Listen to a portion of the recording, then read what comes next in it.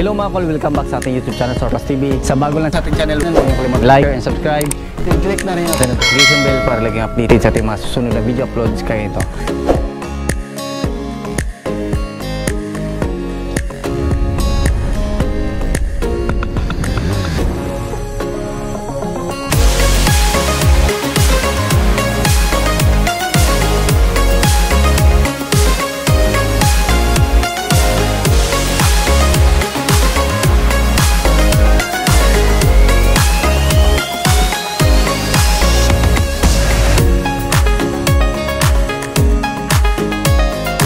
Ngayon mga kol, pakita natin yung ating Suzuki Everyban DE17B 4x2 Tiptronic or EGS. Ito yung mga pinakatipid sa gas consumption sa lahat ng minivan, yung mga Tiptronic or EGS. So auto gear shift po ito mga kol. So ito yung kulay natin ngayon, white and blue combination. Yan po yung request ng ating customer na color. So, yung presyo nito, yung basic setup is nasa 320. Depende na yan kung meron kayong accessories na ipadagdag. So, titingnan natin kung ano yung nakapackage sa 320. So, yan. So, yung kulay is Ansal urethane po yung gamit natin. Yung customer po yung mamili ng kulay kung ano yung gusto nila. So, ito yung headlight ng mga DE17B. Naka ano to, H4 halogen. Then ito yung ating signal light, then ito yung ating park light. So medyo malaki po yung headlight nito compare sa mga DE64V. So complete LTO registered po yan mga kol yan. So yan po yung kanyang plaka. Ayan, so meron tayong Suzuki emblem dito. Yan. So yan po yung kanyang kulay, napaka kinis po yan. Fully tinted po yung unit natin mga kol. Ayan, so makita natin dito sa gilid. Ayan. So yan po yung blue niya. Yan, so nag-base tayo sa kanyang groove para mas maganda tingnan yung ating unit. So dito naman meron tayong 13 inches Japan original mag wheels with brand new tire. Ayan, makita natin ang ganda ng design. So Japan original po yung mag wheels natin mga kol. Din dito fully undercoat po yan. So, yan po yung standard na ground clearance ng ating unit. Ayan, makita natin. Yan po yung standard na ground clearance. So auto fold yung ating mirror, then mare-retract din yung ating mirror, din auto fold yung side mirror. Ayan, so dito kompleto po siya sa rain visor. Yan po yung mga rain visor nya. Yan dito. So body color yung mga handle natin. Yan, so black yung gitna para pag titingnan natin dito sa malayuan parang buong salamin. Ayan, so dito rin makita natin meron siyang brake drum yung likuran, din disc brake yung harap natin. So yung dito naka coil spring po ito dito sa likuran, din coil spring din sa harap. Ayan, so yan, makita din natin dito. Yan, complete yan sa accessories. Spoiler original po yan. Pagkuha namin meron siyang spoiler. So dito meron siyang third light. Ayan, so yung back glass ng mga DE17B is ganun lang, ordinary.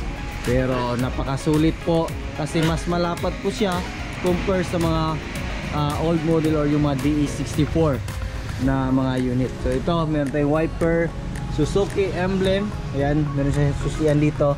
Then ito yung handle niya.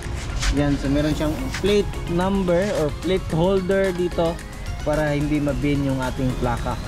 So, makita natin dito. Yan, so yung signal light, reverse light, din yung ating park light at saka yung ating brake light. So dito rin sa likuran, yan po yung interior natin, black yung ceiling. Din dito brand new yung matting natin, brand new yung mga cover natin sa mga pads natin. Yan dito sa door pads. Yan, makita natin yan. Yan. So dito naka sync pa rin sa labas at saka loob yung two-tone na kulay, white and blue. Ayan, ganun rin dito, white and blue. Ayan, yung ceiling is felt lang yung gamit natin na black. So yan po yung sa standard. Din dito makita natin yung seat cover natin is bago na din, leather. Yan po yung design na napili ng ating customer. Meron siyang headrest, meron siyang armrest. So power window na po yung ating mga sliding. Basta mga captain seat na mga unit mga kol is power window. So yung kagandahan sa mga ganitong unit mga kol is pwede natin i-fold yan. So move natin konti tong sa harap natin. Ayan. Yan. So pakita natin kung paano natin i-fold. Ayan. So yan. Then hilain natin dito. Ayan. Hilain natin. Yan po yung upuan natin pag naka-fold. Yan, plastic na yan lahat dyan. Dito yung ating jack, tie wrench. Yan, so titingnan natin sa kabilang side. Yan, so makita natin kung gaano ka laki yung ating unit. Ayan. Yan, so yan po yung upuan natin pag naka-fold. So napaka laki po yung space mga kol. Yan po yung upuan natin or interior sa ating unit, di ba? So marami tayong magagawa.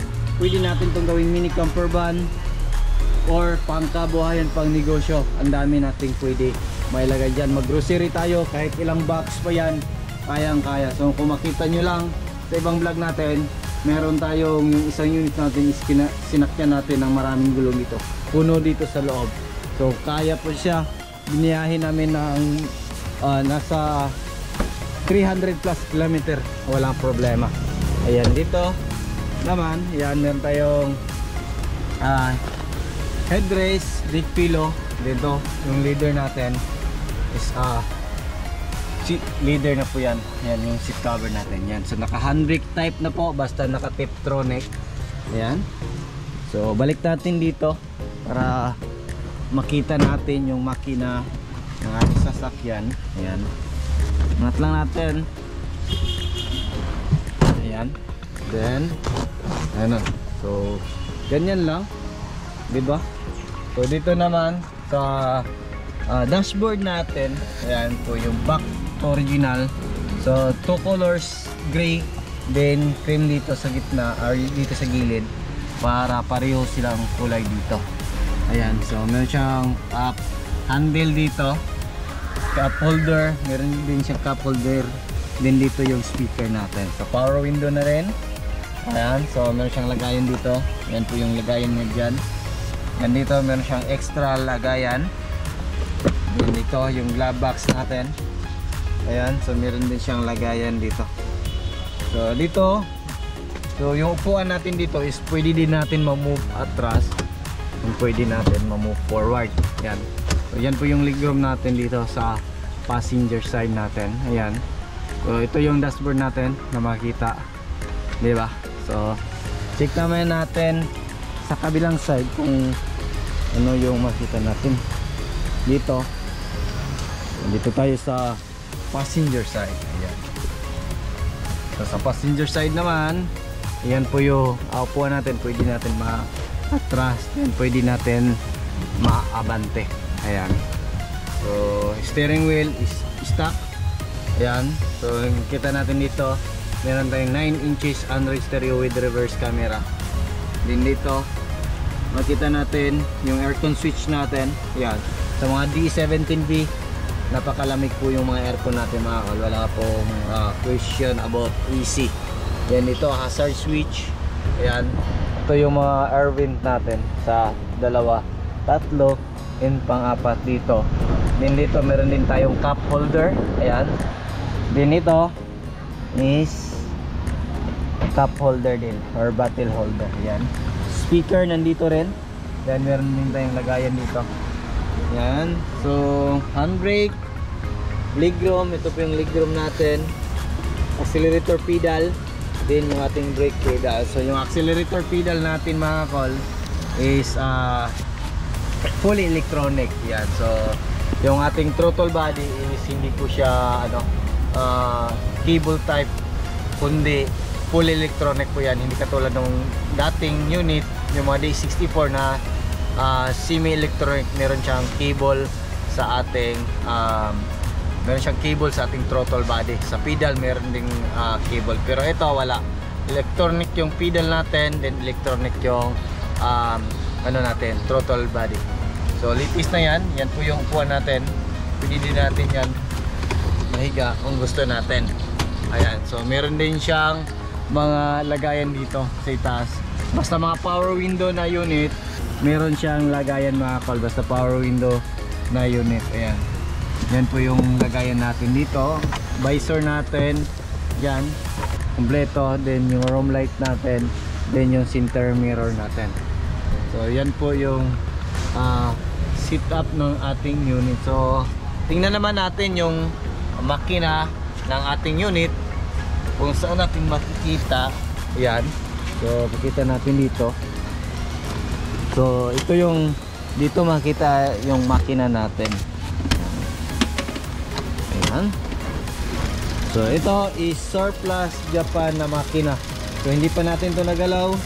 Ayan, so yung ginawa lang natin, PMS natin, yung belt pinalitan natin. Ayan, makita natin. Ito yung common rim natin.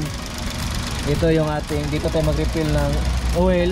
Ayan, yung mga sensor natin, injector, ignition coil nandyan. So ito yung makina na RO6E engine, VVT na po ito. 12 valve, 3 cylinder. So tipid po ito sa gas kasi naka VVT na po yan. Timing chain, ayan. So yung naka-drive lang sa belt is yung ating alternator at saka yung ating aircon compressor. So yan, so 49 horsepower po yan mga kol. Medyo malakas po ito compare sa DS64 na model kasi malakas po ito mga kol kasi 62 Newton sa 3,500 RPM. So yan, dito rin makikita natin yung ating chassis number. Ayan, then ito yung ating wheel or yung gas tank opener. Ayan, so dito tayo, hilain lang natin to. Ayan, so dito rin makita natin yung ating throttle body. Yan po yung throttle body natin, alternator, aircon compressor, yung ating AGS, din yung ating air filter housing, main fuse box, din yung ating ECU. So yan po yung unit natin. So titingnan naman natin sa hood natin. Ayan, so dito sa hood natin, dito natin makikita yung ating coolant reservoir. So yan po yung coolant reservoir natin. So yan po yung coolant reservoir natin. So pressurized po yan. So litis po ito mga kol, hindi po ito pahuli. 2015 above model yung mga ganito. So wala pa tayong nakita na minivan na bagong lumabas sa Japan ngayon ha. Meron silang pinroduce ngayon pero fully electronic. After nitong unit na to is fully electronic na. So ito yung pinaka tipid sa lahat ng minivan na ginawa ng Suzuki. So sa Japan, ayan, so Japan GDM po talaga ito mga kol. Lahat ng parts na ginawa is Japan lahat. So makita natin windshield washer reservoir, din yung ating brake fluid reservoir. So coolant po yung gagamitin natin yan mga kol para mas tatagal po yung makina natin at saka maganda yung cooling system ng ating sasakyan. So yung brake fluid bago yan. Lahat ng mga pangilalim, chine-check natin kung ano yung kailangan palitan, pinapalitan na natin. So yan po yung presyo natin is 320,000. All in na po yan mga kol. Kayo yung mamili ng kulay kung ano yung gusto nyo. So sana meron kayong natutunan sa ating vlog for today. Maraming salamat po sa patuloy na pagsubaybay. Sa bago lang sa ating channel, don't forget to like, share and subscribe. Then click na rin yung ating notification bell para updated kayo sa next video. Kagayin po. Ingat po mga kol and bye bye. God bless po sa ating vlog.